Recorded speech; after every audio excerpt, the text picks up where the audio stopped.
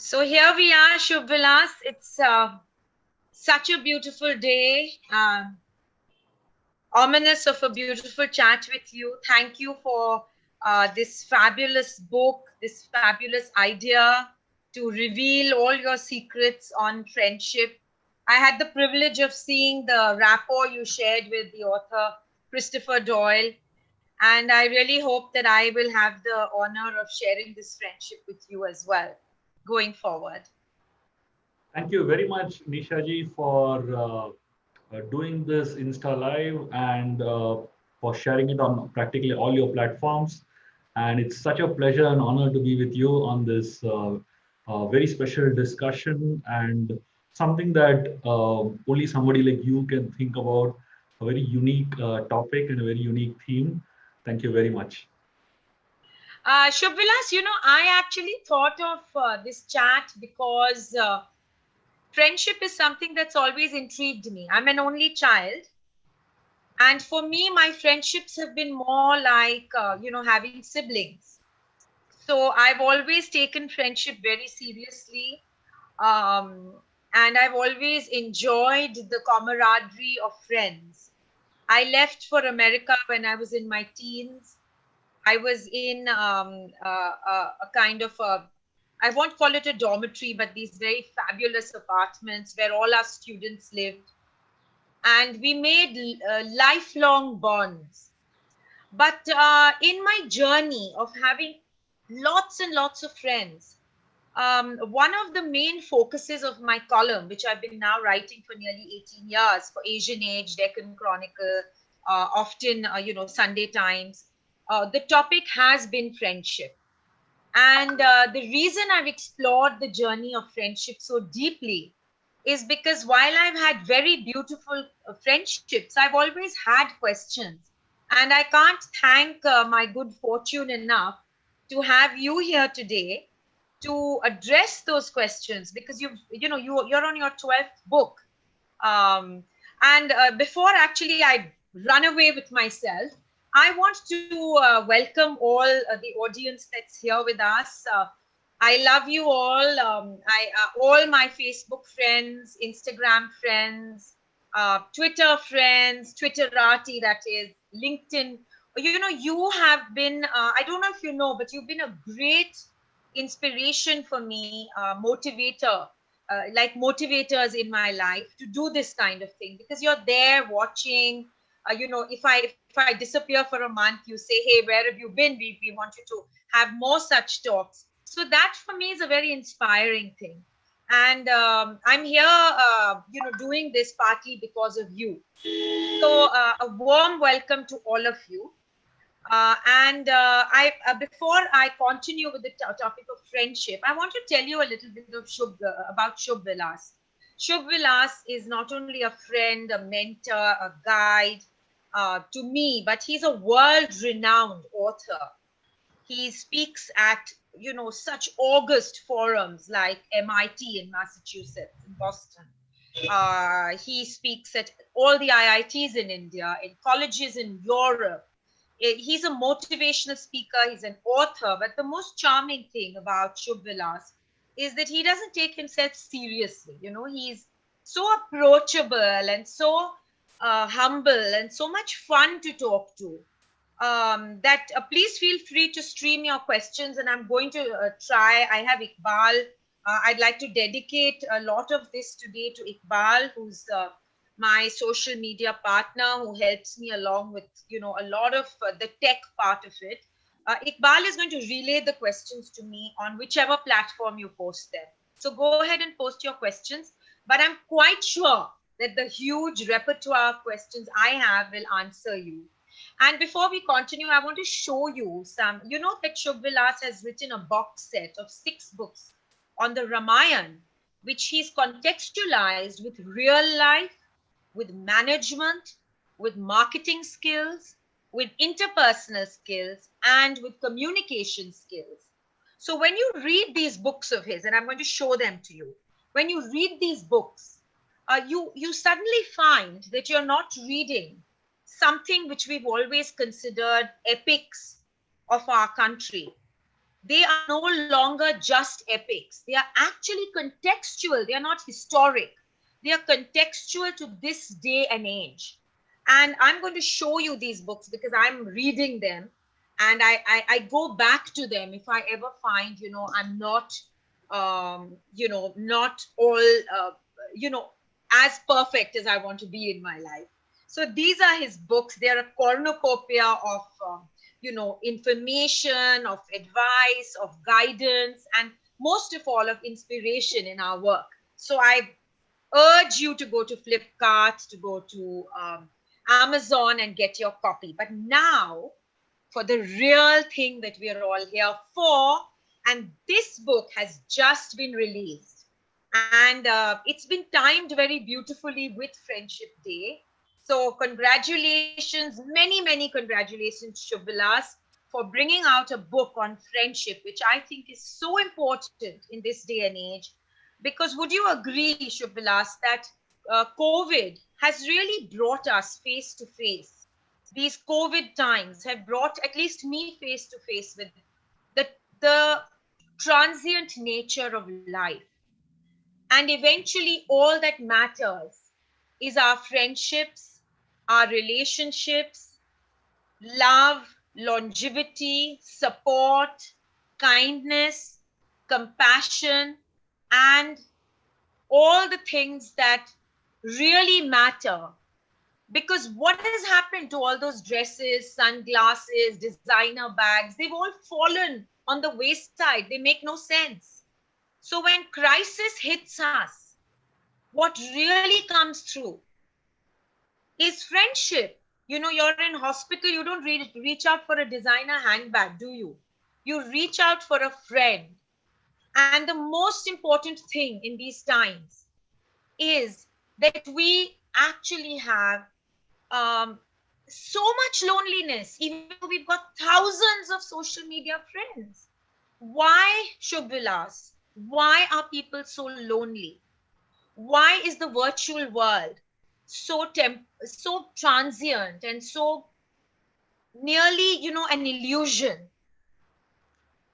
Why are people forgetting the tangibility of one-to-one coffee, friendship, a hug, a kiss, sitting together and holding hands?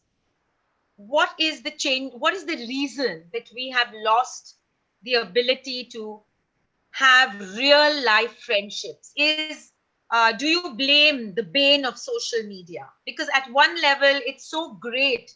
Today, my friend Lisa Montedero has joined us from Italy.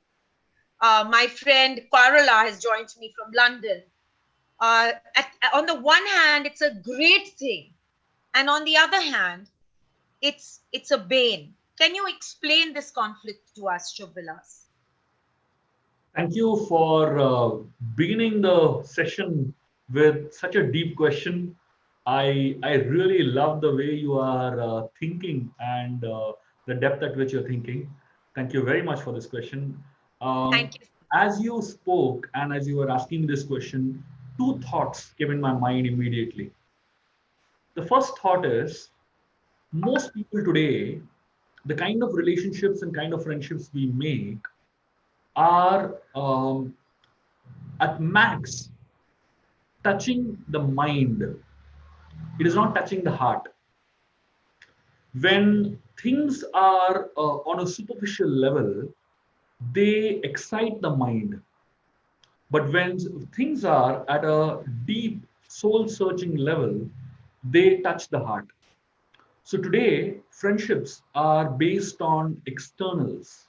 And because they are based on such external phenomena, it just titillates the mind at max. Doesn't really touch the heart. The second thought that was in my mind immediately was the ocean. If you see the ocean, there are two aspects to the ocean. The first aspect of the ocean is the superficial, external aspect, which are waves. And sometimes there is a calmness that is there, all around us. But then there is a deep underlying aspect which is often unexplored. And that underlying aspect has such variety, such beauty, and such amazing qualities that often are unaccessed. So, in my understanding, friendship is at that two levels.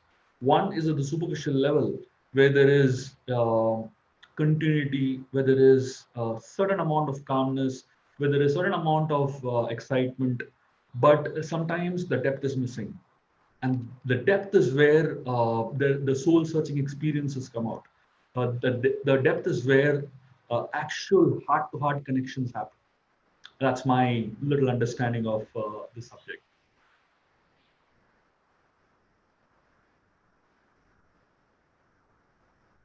Shubvilas, we've lost your audio for some reason. Oh, really? You've come back. Sorry. Yeah. Okay. Tell us the last sentence. So I said that's somehow what I feel about the concept of friendship at these two levels. You know, the external level and the internal level. The mindful or the not exactly mindful, but the mind level and the heart level, and the superficial level and the in-depth soul searching level. Does it Right. make sense? That's a beautiful explanation. But what I found, which was a bit perplexing to me personally, was having been a writer, columnist for the papers, being in a position of some influence. What disillusioned me, initially, was what disillusioned me initially was the uh, agenda which often came with friendships. Can you do this? Can you get admission for so and so? Can you get me a discount at Taj? Can you help me get this booking? I was getting disillusioned. Was I a friend, or was I a stepping stone to connections, networking, what I could bring to the table? Is it just, is this age about what you bring to the table? Or is it about, you know, um, something deeper? What I came to India looking for was, I came looking for real bonds of longevity and love and conversation, and, seeing a movie together, having a cup of coffee together, having a conversation on friendship like I'm having with you. What disillusioned me was, the tag that came with the friendship. Why was it always, very often, not always, let me take that back. Why was it often about what you brought to the table? And in my relationships, Shubvilas, I've tried to do whatever I wanted to in terms of ambition without piggybacking on any of my friends. You'll very rarely see me posting my picture with very famous people, unless it's, for something which is contextual. I want to be Nisha JamVwal because of Nisha JamVwal's hard work and perseverance. I tried to keep the agenda out of my relationships because it was often hurtful to me when I found I was the conduit for so many admissions and getting something done, because I'm one of those people who gets things done. Along the way, I counseled myself that if I do have the wherewithal, why not? Why not be a giving person? But how would you be able to, find real friendships where you can share and have interpersonal relationships rather than having agendas all the time? How does one seek real heart to heart bonds, Shubvilas? Thank you again for this amazing question. At the end of my answering the question, I'm going to ask you the question again because I'm sure because you have been writing so much on relationships and friendships in your columns, and I would really like to know your thoughts on it also. But before I do that, let me answer a little bit. Uh, in one of the chapters of the book, The Magic of Friendship, I speak about three types of friendships. I speak about parasitic friends. Parasitic friendships are those where um, one really sucks the energy from the other. And that's exactly what you've been speaking about. That's Yes. called agenda driven friendships, basically. People choose their friends, those who are influential, those who are capable, and those who have achieved a lot. Then there is something known as symbiotic friendships. Yes. Symbiotic friendships are where you get something, I get something, and we help each other. That's what we call as interdependence. That is what we call as sharing of strengths. That's what we call as win-win. And that's something very very important. And most of the friends today, in one sense or the other, are of the symbiotic types. But then there is a third type, which is a little more deeper and which is a little more um, heartfelt type of friendship, where the idea here is I have nothing, no expectations from you. I'm there to serve you. I'm there to be with you. When you go through your joys, I'm standing next to you and sharing your joys. In fact, when you're happy, I laugh more than you. In fact, when you're sad, I cry more than you. I have no expectations from you because I'm here to serve you. So, this idea of seva, this idea of serving a friend, this idea that friendship is my responsibility. So, it's not about what I expect from my friend, but it's about what I'm there to offer my friend, how I'm there to serve my friend. So, when friendship is driven based on expectations, there is a question of pulling from your friend. But when the friendship is based on desire to serve, the idea is how can I serve this person in a way that I would probably, it's something that I would do for my family member. It's something that I would do for people that I really love and for people who are really important for me. And in that mood of service, friendship actually becomes a responsibility. And in that mood of responsibility, friendship actually becomes deep. And friendship is no more agenda driven, but friendships are real and they are meaningful. I don't know if I really made some sense to you. Yes, And you did. now, You did absolutely make sense. I just have a follow-up question to this. Maybe some people who are parasitical friends don't realize they are. So, what would be your one little advice to them as to how to change the dynamic? Because perhaps they have not had that guidance, that that's not the way to longevity, that's the way to a short term fix to your life, but it's not a long term sucker, the succor and the cushioning that you get from a friendship. So what would that one piece of advice be to you, to all the people watching, as to how to become real friends and quit being parasitical friends? so I have a survey to offer. There was actually a very interesting survey done of successful people in this world. And the survey divided the most successful people in this world. And it was like a survey of thousands of people actually across the world. And they divided people into three categories: givers, takers, and matchers. Givers are those who give all the time. Takers are those that grab all the time, and matchers are those that do it tit for tat. And if I give this much, I'll take this much. So that's what the world is basically made up of, these three category of people. And if you really see, so they were wanting to know which of these three are most successful in life. And the survey brought out some really interesting facts and thoughts, which I would like to share here, and that will answer your question. The survey found out that the most unsuccessful people first were the givers, those who constantly just kept giving, basically. The most Right. successful people. And naturally, our expectation is that the most successful people will be the takers who are taking all the time. But that's wrong. The most successful people were also givers who are giving all the time.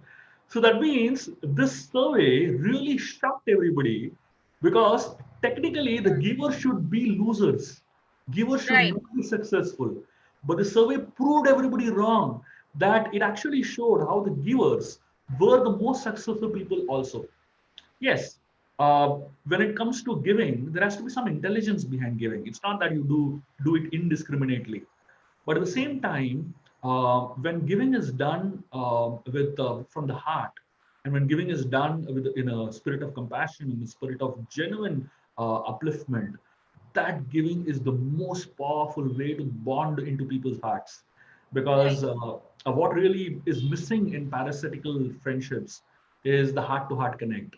And most parasitical friends, those who keep taking, they don't understand how powerful giving can be to their life, how powerful givers can actually become in society, and how successful givers can actually become. I hope Uh, yeah, that. Shubvilas, we lost you in the last second. So I said, that really helps us understand how successful givers can become.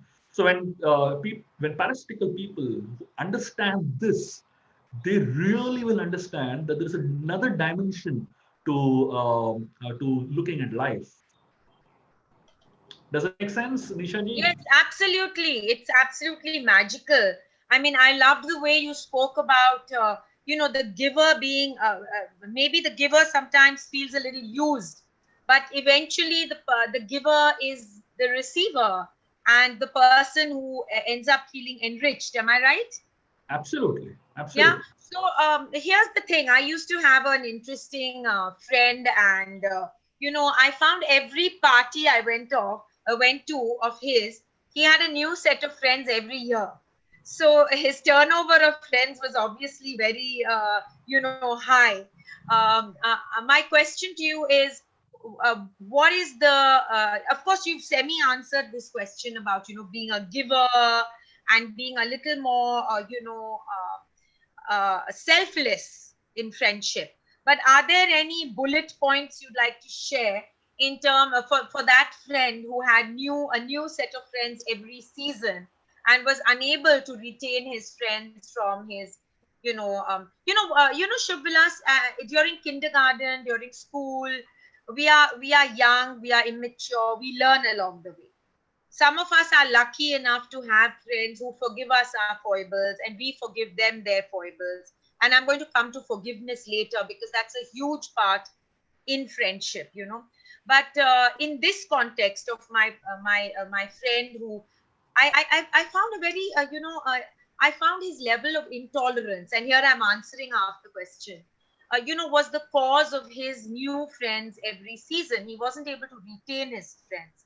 But apart from intolerance and being a giver, are there any bullet points you'd like to share for people who are looking for long term friends and find that they are consistently losing friends? So one of the strongest points that really needs to be kept in mind when we develop friends is like-mindedness. We call this as swajatiya. So the whole idea of like-mindedness is so crucially important to friendship. I And to help see. you understand this, I'm going to tell you a story. I'm sure you would have heard this story in your childhood, and this is a very famous story of a monkey and a crocodile who became friends. So this was a monkey who was living on top of a tree, and the story is from the Panchatantra, and it's an amazing story. Panchatantra is a book of friendship. It has so many beautiful tales on friendship, which I've also added interspersed in my book. So one story is of this monkey who was living on a tree, which had the most tasty berries, and this monkey was eating so many berries every day. One day, a crocodile came by, and it stood below the tree. So the monkey strongly felt, this is my guest, and I need to take care of my guest. He threw a few berries into the mouth of the crocodile, and the crocodile loved it. And the crocodile was so excited, he wanted more. And then slowly, over a period of time, they connected and they became friends. And then the crocodile would spend hours with the monkey. One day, the wife of the crocodile, she suddenly started having a doubt. Where is this guy missing for so many hours every day? And she asked him, "Where do you go?" And the crocodile said, "I have found a new friend." And then the crocodile got for her berries to eat. She loved the berries, but along with the love that she had for the berries, she had a thought.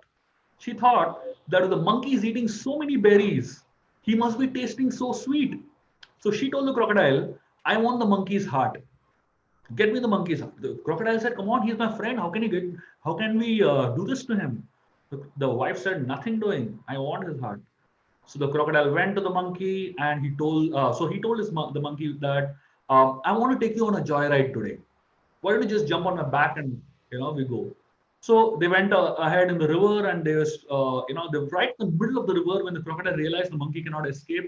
He told him the fact because he didn't want him to get a surprise when he reached home.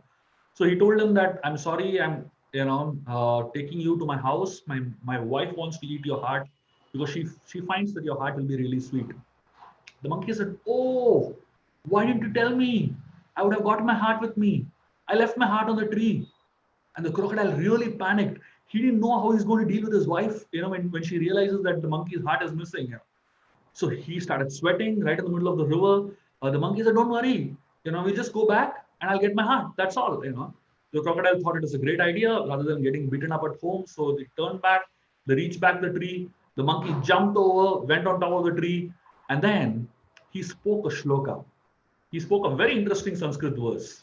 He said, Dadati pratigrinati guhyam akhyati prichati bhungte bojayate chaiva shadvida priti lakshanam. Let me explain in very simple words what it means.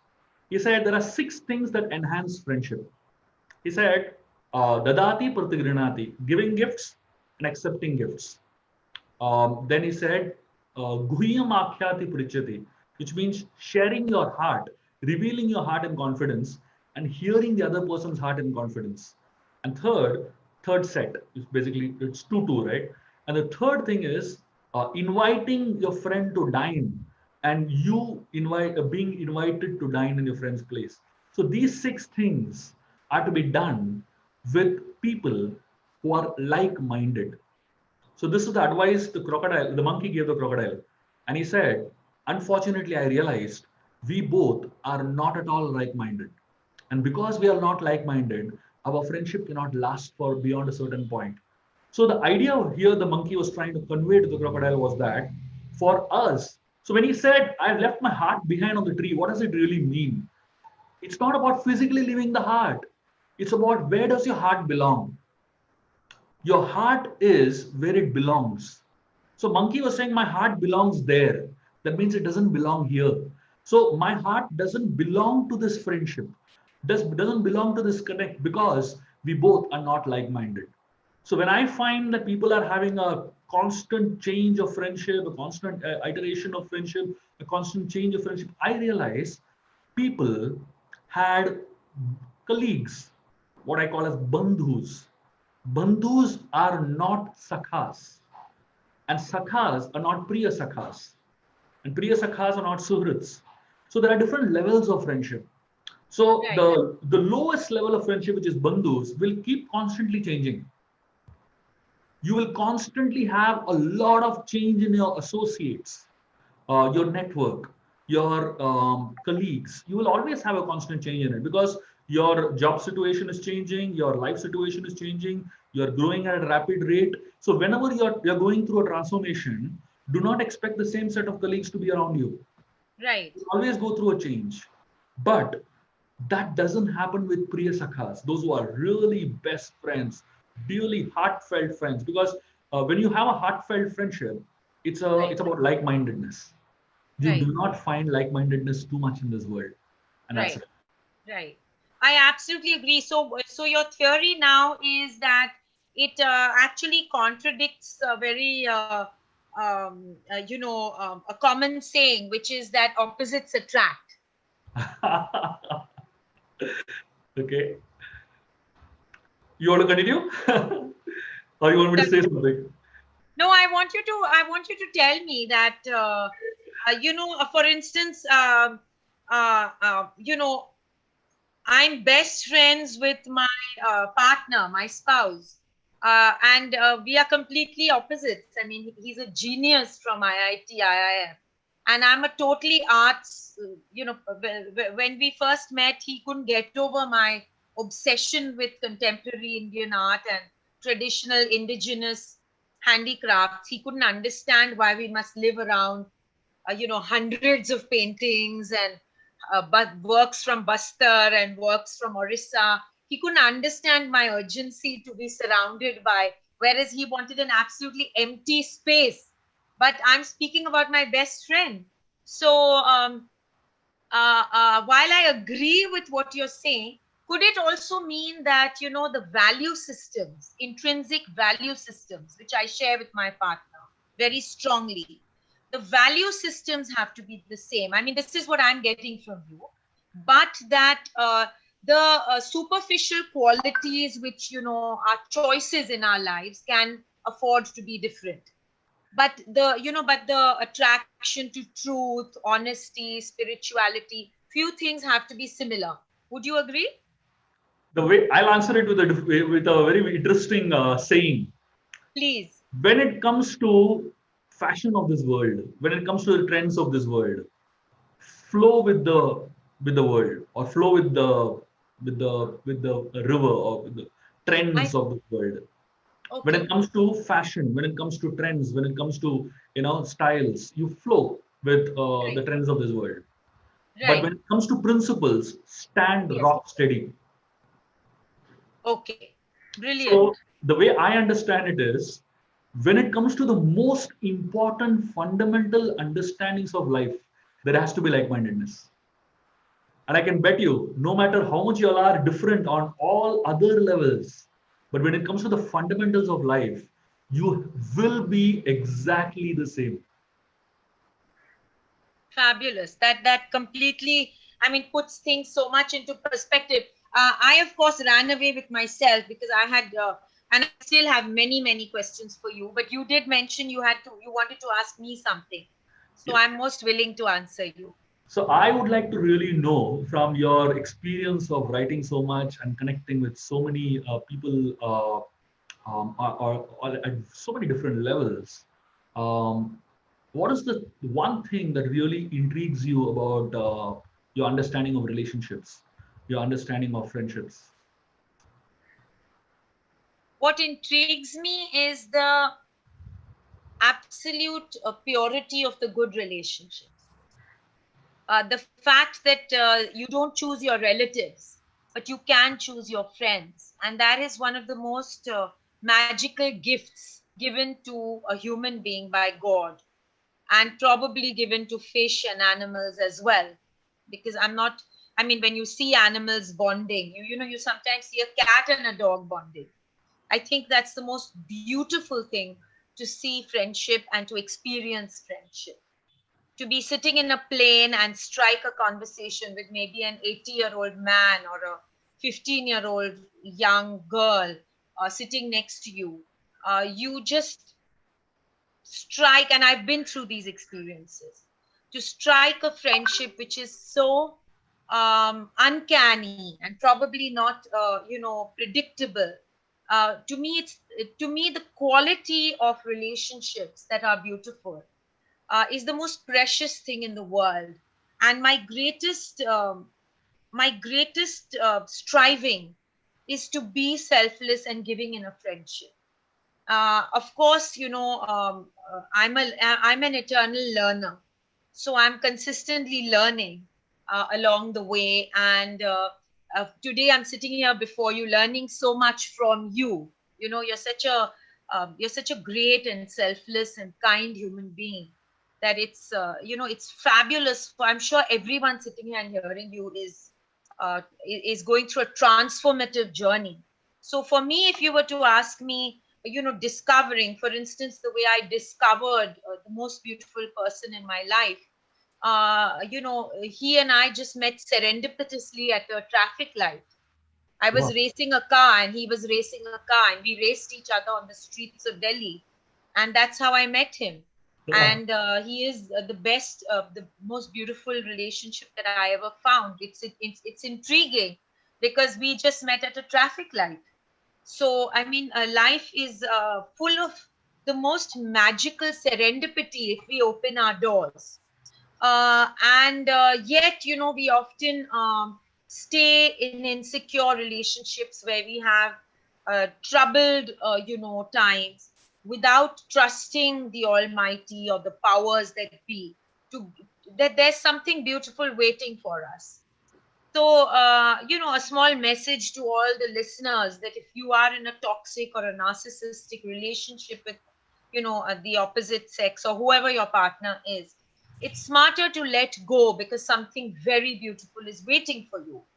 Having said that, Shubh Vilas, I also have you cited a Sanskrit verse, right?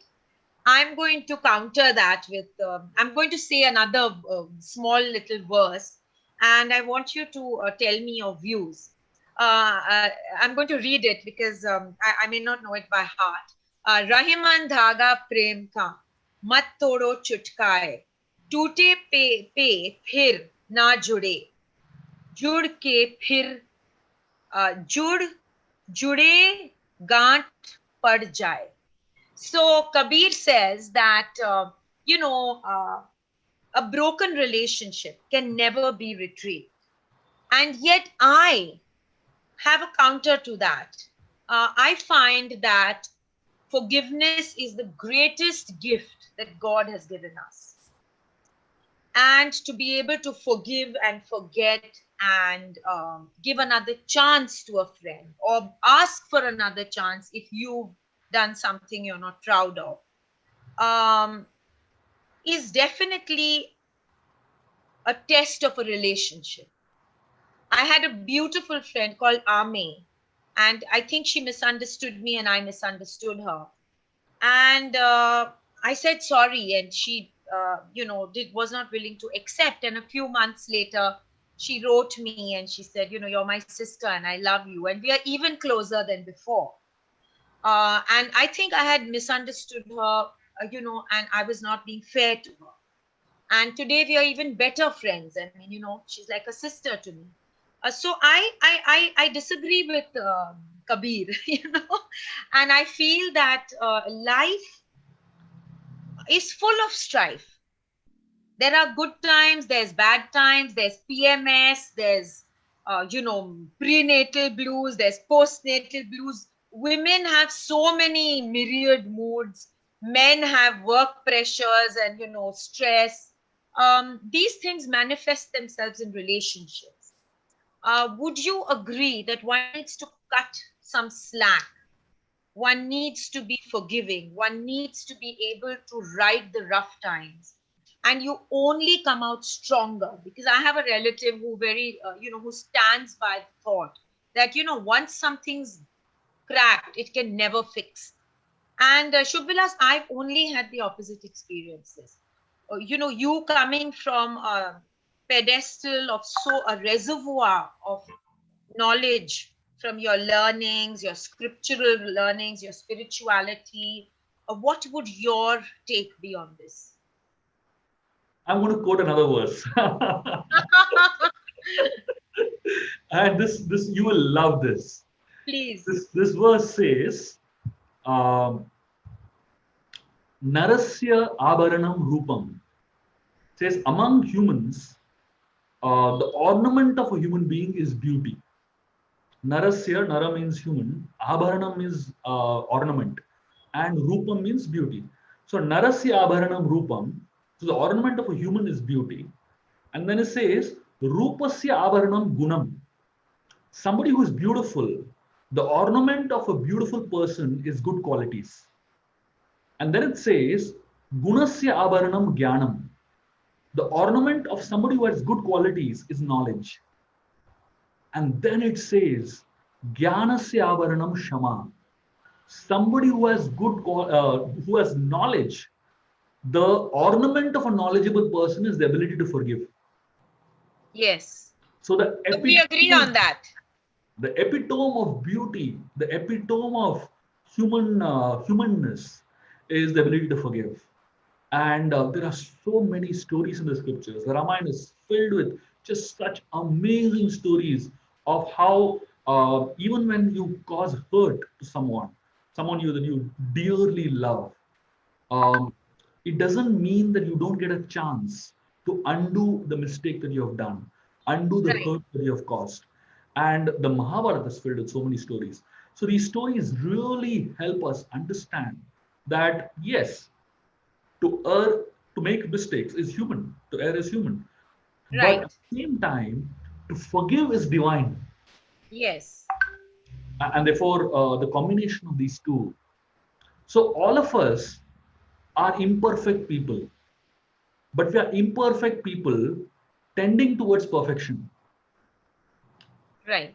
All of us are imperfect, and all our relationships are imperfect. but it's all imperfection tending towards perfection. So we are all work in progress. So while work is in progress, let's not give up.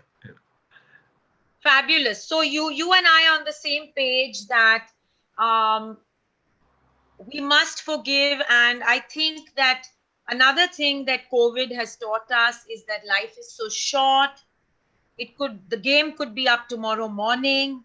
Let's forgive and let's go back from this, this beautiful chat of ours with a new resolution that we're going to write to all those, you know, unfinished, unresolved relationships that we forgive or we wish to be forgiven. Isn't it? Absolutely. To ask for forgiveness does not make you a small person. Shubilas, I was told at a very young age by my mama, who was one of my best friends. He said, men and women can never be friends. There's always that, you know, that unspoken conflict of a man and a woman, and that chemistry. And I tend to disagree because some of my best friends, I mean, one of my best friends is Vinny Mirchandani and Suchetan Pradhan, and they are both males. And I mean, they've been my friends for more than 20 years. Why are there these roadblocks and these preconceived notions in the world? Would you not agree that, once your teenage hormones, you're over them, you've moved on to a more mature stage where friendship is about conversation and about, spending the evenings of your life together? I lost your voice in the last 1 or 2 seconds. Shubvilas, I was saying some of my closest friends Yeah, are, I heard about your friends. Last the last sentence is that when you get over your hormones, yeah, you're looking at different things in friendship. So right. maybe that holds true for maybe teenagers, but as you grow up, I think it's perfectly okay to have many male friends or female friends. And I think the gender ceases to matter. What matters is, like you said, the connect, the chemistry, and the value systems that are on the same page. Would you agree with me? I would like to tell you a story. Not exactly a story, but more of a fact. But it's a very interesting fact. Um, Draupadi from the Mahabharata, the most amazing woman that lived at that era. Her best friend was Krishna, and she used to call Krishna Sakha, and Krishna used to call her also Sakhi, and they really connected at such a deep level of friendships. And whenever Draupadi was ever in any sort of trouble, she would always remember Krishna. And Krishna was there for her all the time. And interestingly, whenever she was in trouble and she remembered Krishna, he just happened to be around. I'm sure you would agree that so many times we have had friends who remember us when we are actually going through painful situations. They intuitively remember us. They intuitively, think about us. They intuitively message or call us at some point when we really need them. We don't even reach out to them, but sometimes they reach out to us. And Right. Krishna was such a friend to Draupadi. In fact, their friendship was so strong that eventually Draupadi came to be called as Krishna only. Her name became Krishna. Can you imagine what kind of Wow. connections they had? So, if you actually read the scriptures, so many places Draupadi is addressed as Krishna. Wow. That is absolutely fabulous. So, that's the answer to your question.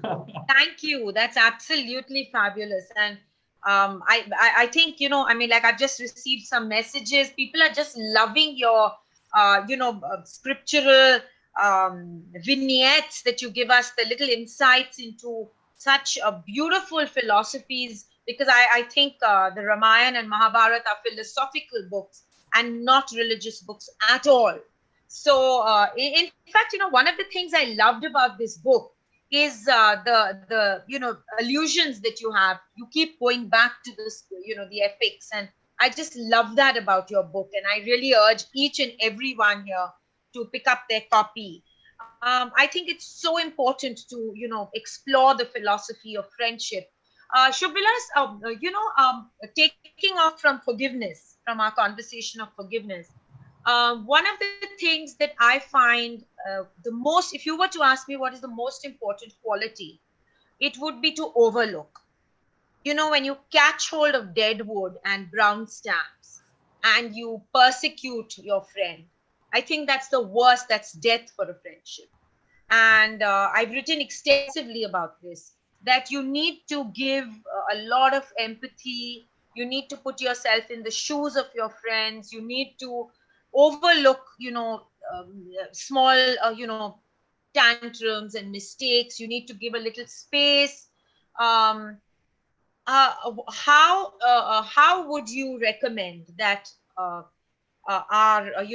listeners and readers should become a more the to become the kinds of people to overlook?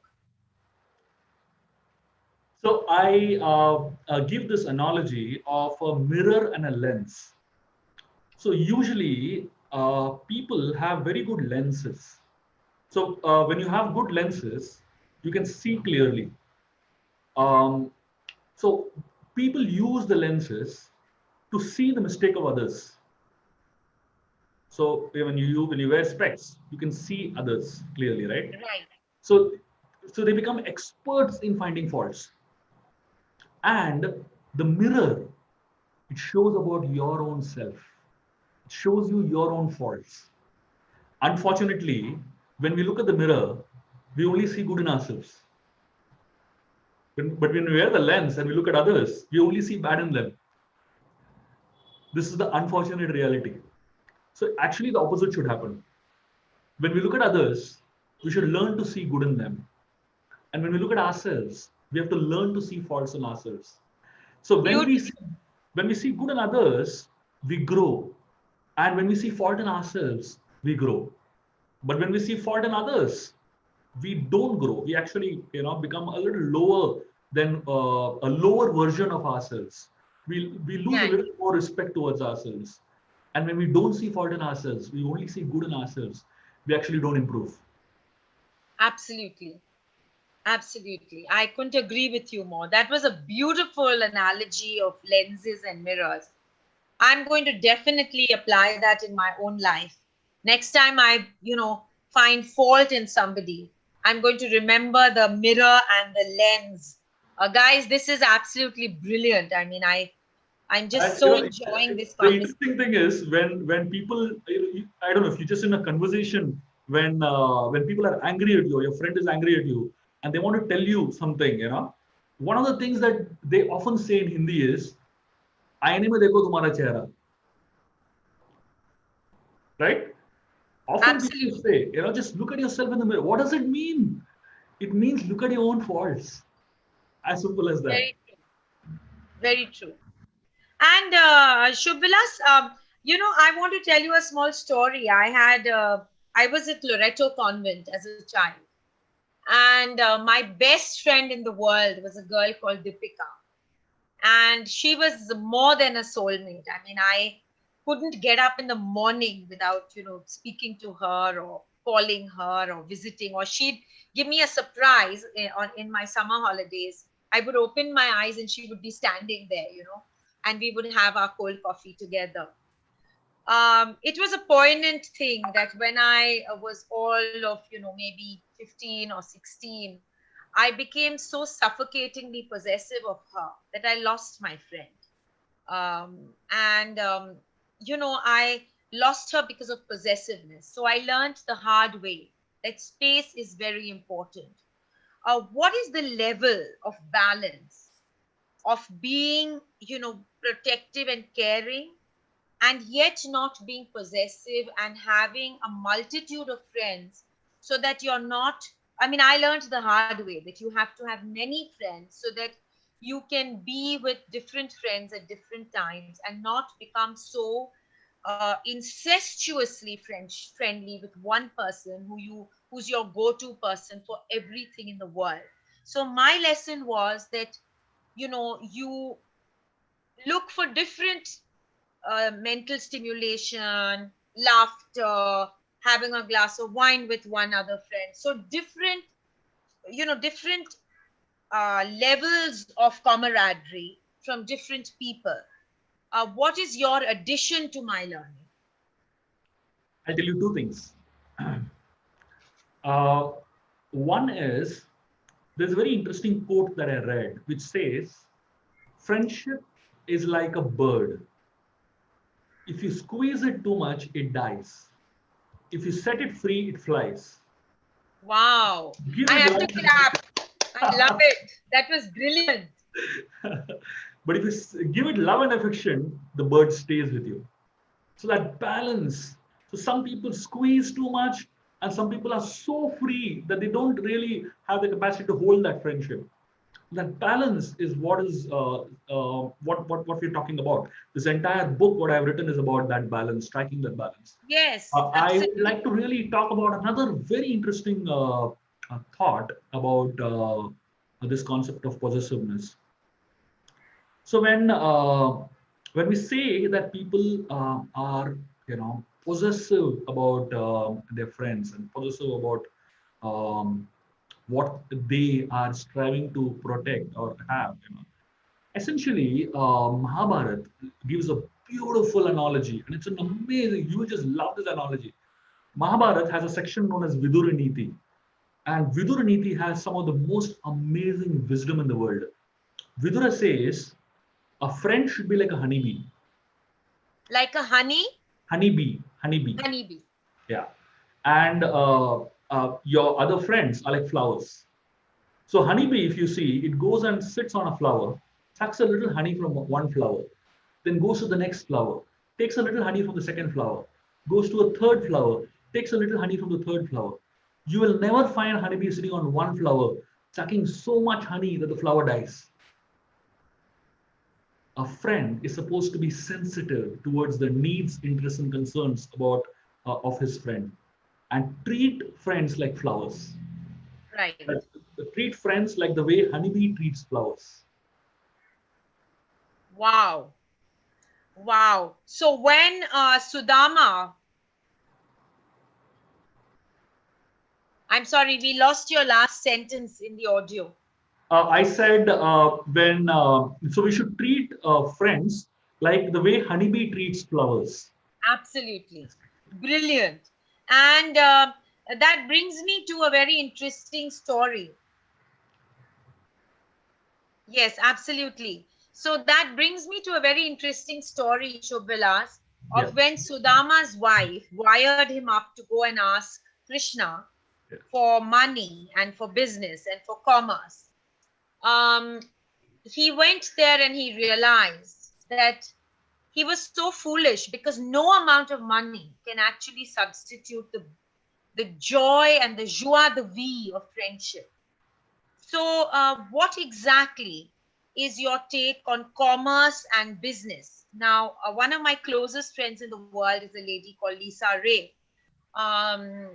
She's been a friend for many, many years, a very successful actor and a model and a lovely person. And we loved each other so much that we launched a business called Art Ages for art.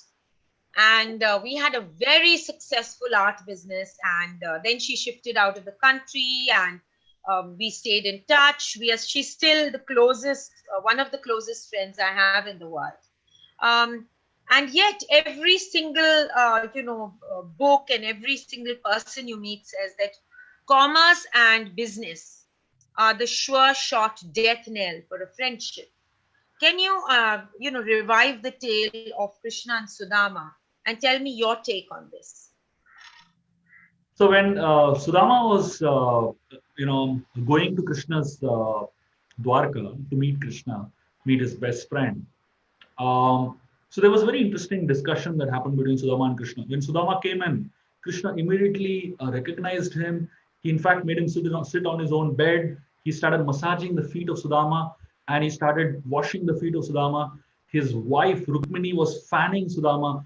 So Sudama was just so bewildered with the kind of love and affection that they are sharing that Sudama was feeling embarrassed. That I came here to ask Krishna for wealth, and he was embarrassed that I came for the wrong reason. And look at the amount of love that Krishna has. And the interesting thing is, Krishna never asked Sudama, "Do you need anything?" Krishna felt it is embarrassing to talk about money with Sudama. It is embarrassing to talk about, that the fact that I can give something to Sudama. So they just kept conveniently that part aside from their discussions, and they discussed everything else. And Krishna, Right. he asked him, "What did you get for me?" And Sudama held out that small little packet of poha, chipped rice, flat rice that was brought from four different houses. He begged from four different houses and brought it all together. And Krishna, when he ate that, he said, "I have never tasted anything better than this." Now imagine this Wow. is the king of Dwarka saying this. What is he talking about? Is he talking about the taste of the food? He's not talking about, he's talking about the love with which Sudama got it. So, from Sudama and Krishna's point of view, their love was much higher than the wealth or any discussions on wealth. And when Sudama was Right. leaning back, he was going back with the thought in his mind, because Krishna didn't give him anything. And he didn't ask Krishna anything. And while going back, he had one thought in his mind. He thought, why did Krishna not give me anything? The one thought that he had was, maybe Krishna felt that if he gives me anything, I will not be able to value, or rather, I will not be able to be myself when I have that kind of wealth. So Krishna wanted me to be the way I am. And Sudama had so much gratitude while going back, thinking that thank God I didn't ask anything, and thank God Krishna didn't give me anything. And he said, now our friendship is as it is, untouched by anything selfish. And then when he reached there, when he reached back to his house, he saw instead of his house, there was a massive palace there. So Krishna gave, but he gave not in a way that didn't embarrass Sudama, and it gave in a way that didn't embarrass him. Because from Krishna's point of view, if I give a friend anything, it's actually going to embarrass him and the friendship itself. So that's the whole mood of both these personalities. Wow. That does make sense. It's actually a relationship that should not entertain commerce. Ideally, Yeah. and even if there is some commerce involved in the friendship, there has to be very clear cut discussions and clarity so Right. that doesn't disturb the friendships. Like I know Correct. of two business people from Calcutta who are some of the most successful business people. They became friends when they were in kindergarten in school together, and they grew together, they studied together, and they actually started their business together, and they became business tycoons together. And they are now 80 years old, and both of them are like 80. They're both married, and their families also growing together. Best of friends all lifelong, did business all lifelong together. It's not that you cannot do business, but it's just that business shouldn't interfere with friendship. The purity of that friendship is something else, and we shouldn't allow anything as mundane as wealth and money to come in between it. And that brings us also to what we discussed about resolution, Yeah. that you have to be larger and bigger of heart and be able to circumvent the any misunderstanding, because like the story of Sudama and Krishna, friendship is way more precious than any commerce or monetary Gain. spoils. Yeah. So my last question for this beautiful interactive um, rencontre is that you don't take wealth and material comforts with you once you transcend the human flesh and blood body, right? Absolutely. Do you take your friends beyond the flesh. Do relationships and do bonds that are truly, and not the, the networking types that you spoke of, if I'm not wrong, called bandhus, right? Correct. I don't mean the bandhus, but I mean the real heartfelt bonds where you shared, all the good, bad, and the ugly, all the skeletons in your life with somebody. Those bonds, do they go beyond the human state? I'll answer this question in a very simple by asking you a question. Uh, have you ever come across someone, the moment you met that person, you felt that I always knew this person? Yes, always. In fact, I must tell you, nearly 90% of my relationships are with people who I feel very drawn to, and I instantly have an inexplicable connect to, and I feel so bonded to, and those bonds have stayed for many, many years. That's your Definitely. answer. That's your answer. And it's you and it's not something that only you have that experience. All of us have that experience. And that's the reality of life also. With some people, you just cannot explain why you connect so well. And there are some people, no matter how many years pass, you don't feel that connection. Right. So that's Absolutely. exactly what we're talking about. That's absolutely. This has been such a magical interaction, Shubhalas. I really feel a sense of real loss that we are at an end of a beautiful rencontre. But thanks to technology, it's going to be there forever, captured in the capsules of all the platforms we are at. The recordings are there for everyone to see. For all of you who missed it, please like, share, and subscribe. And you can watch the recording. And don't forget to buy your copy, because what we've discussed is the crust, is we've just about scratched the surface of what is to be the most beautiful journey for you. A quick, easy read for you to get more out of your friendships, and most of all, to give more to your friendships. And of course, I can only recommend very highly the box set of 5 or 6 Ramayan, books, which I showed you at the outset. And for all of you who joined late, Shubhalas has written these books on the Ramayan, and I very urgently had him send them to me before this chat, because I wanted to share this cornucopia, because I know a lot of the people who are there on this chat are very, very close friends of mine. And I want to share this knowledge, because I think the greatest gift I could give to my friends is the repertoire of knowledge that I'm enjoying. Shubh Vilas, thank you for such insightful, such in-depth answers that you've given. I think they are the kinds that metamorphose lives. Thank you very much, Nisha ji. I'm really, really honored and grateful to be on this session and discussion with you.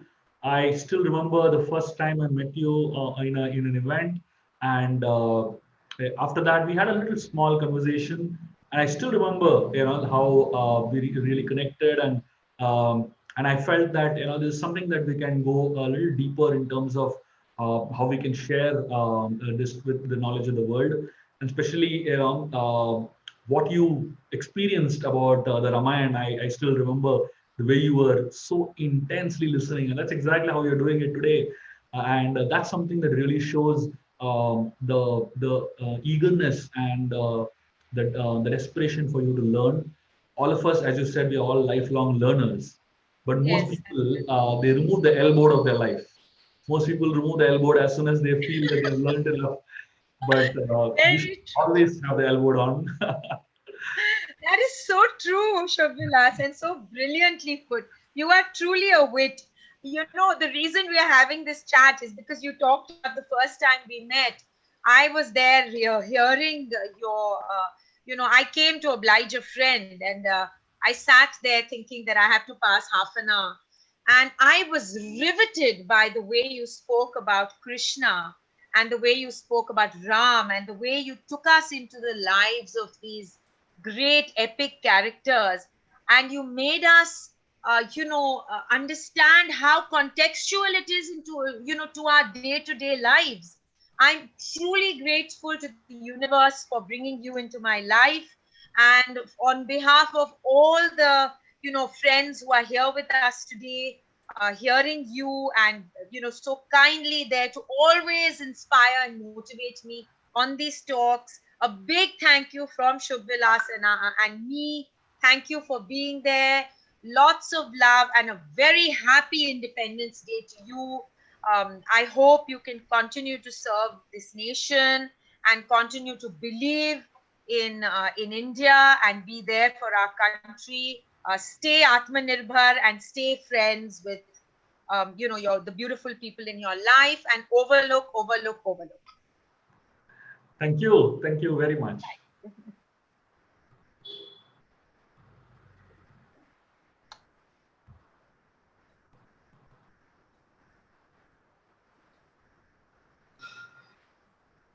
Iqbal, are you shutting the streaming?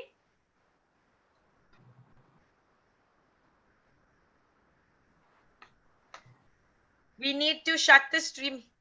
Yeah, shut all the streaming.